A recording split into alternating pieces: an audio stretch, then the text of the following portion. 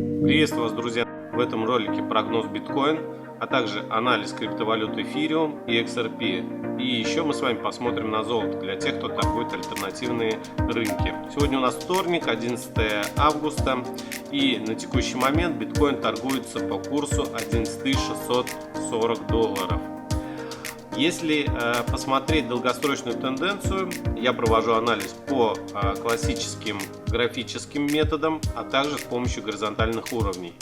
Мы здесь можем с вами видеть уровни, которые для нас являются наиболее важными. Сверху у нас есть сопротивление от уровня 11 825 до уровня 12 138 долларов.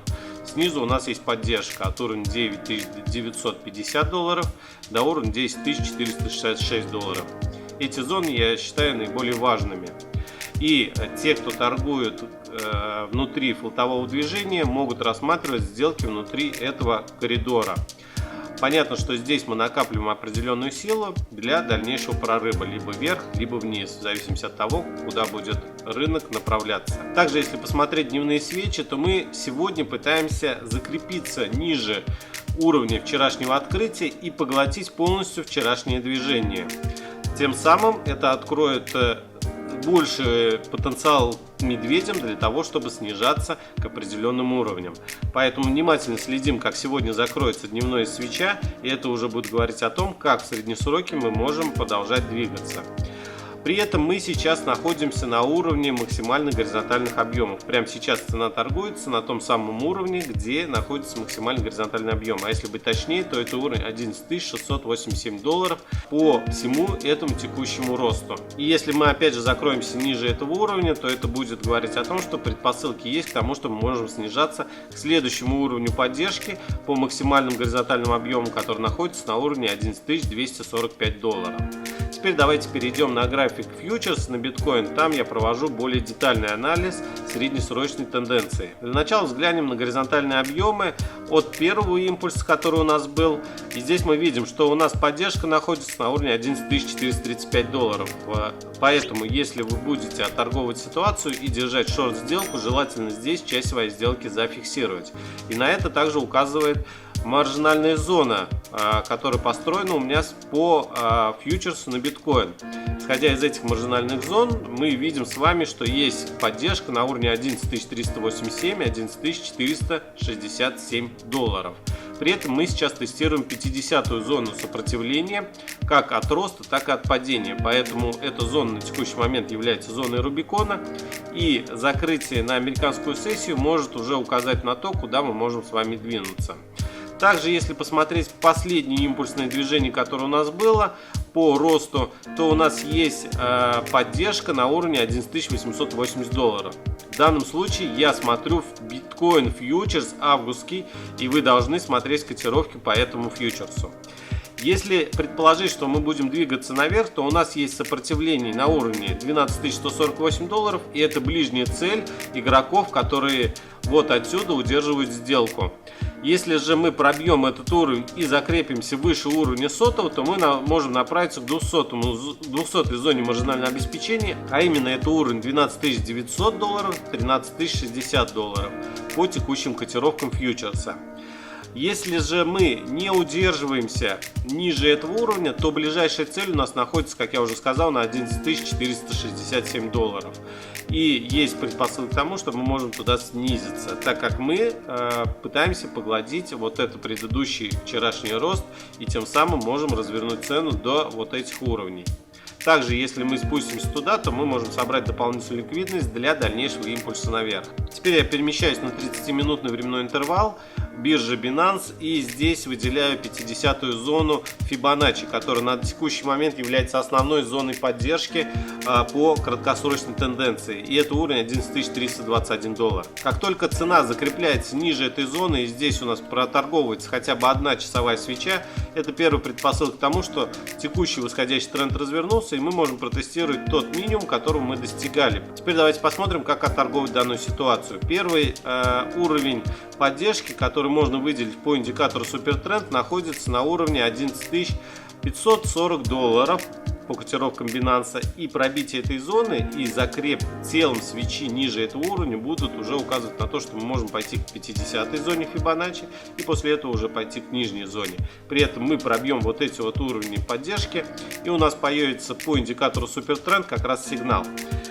Мне один из подписчиков задавал вопрос, как определить сигнал по индикатору Супертренд. Те, кто не знает, что это за индикатор, у меня есть подробное описание в одном из моих роликов. Подсказочку вы можете увидеть сверху в правом углу, а также вы можете увидеть подсказку в описании к этому ролику. Так вот, у нас появляется вот такой вот сигнал Buy.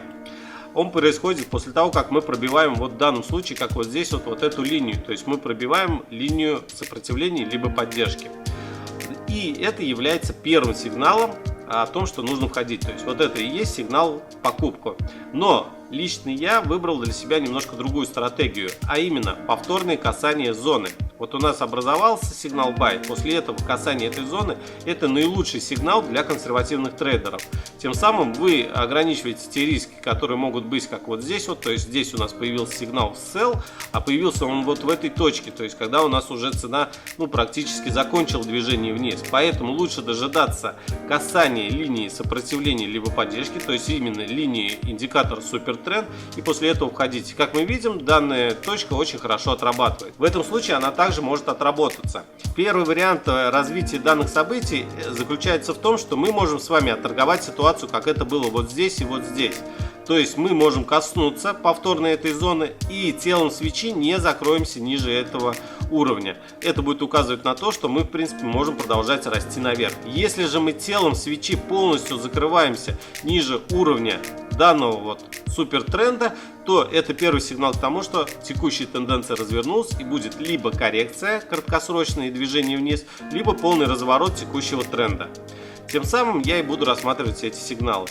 Если же мы увидим после этого разворот и касание, когда у нас индикатор уже перейдет вниз, то эта точка будет наиболее эффективной, и консервативным трейдерам лучше дождаться именно такого касания. И как раз мы уже можем видеть по маржинальным зонам, где этот уровень будет. Если он будет совпадать с 50-й зоной маржинального обеспечения, то это будет очень хороший сигнал на то, чтобы входить в шорт. Вот так я вижу биткоин на текущий момент, и вот таким образом я бы его хотел отторговать, если будут возникать моменты такие на рынке. И именно такие паттерны для меня будут наиболее эффективными по индикаторам, по горизонтальным объемам, по Fibonacci и по маржинальным зонам. А теперь давайте разберем эфириум. Здесь вы можете видеть треугольник, мы его вот видим с вами, вот этот вот треугольничек, который сейчас как раз пробивает нижнюю границу данного треугольника. И если цена пробивает границу данного треугольника, есть предпосылки к тому, что мы можем подойти, во-первых, к линии трендовой по индикатору Супертренд, который находится на уровне $371, а также к маржинальной зоне, которую я построил по индикатору маржинальных зон, взяв за основу, конечно же, фьючерсный биткоин. И давайте еще взглянем на важные уровни по эфириуму. Здесь я выделяю в первую очередь маржинальные зоны, это уровень $400, следующая зона $412, это уровни сопротивления. Уровни же поддержки, уровень $370, следующий $358. Там же находится линия поддержки индикатора Супертренд. Поэтому следим с вами, как развиваются события по эфириуму. Перед записью ролика наблюдал за эфириум, и сейчас я вижу, что мы с вами пробили вот эту вот линию трендовую нисходящую и не закрепились выше нее. При этом, если бы мы закрепились выше нее, я бы рассматривал лонг сделки. И в сделку я пока не заходил и дождался подтверждения от других индикаторов. Что здесь можно увидеть? Здесь мы видим с вами в первую очередь зону сопротивления, которая у нас вот здесь есть. Ее верхняя граница это 32 цента. Есть линия поддержки, которая находится на текущий момент на уровне 27 центов и 8 десятых. Так вот, эта линия поддержки очень интересна для того, чтобы рассматривать лонг сделки. Если мы спустимся к этому уровню, то от индикатора Супертренд я попробую взять лонг сделку до, в первую очередь, конечно же, максимум 32 цента, но буду частично фиксировать вот на этих вот максимумах, которые мы сегодня не преодолели. Значит, здесь находятся какие-то сделки, и медведи удерживают этот уровень.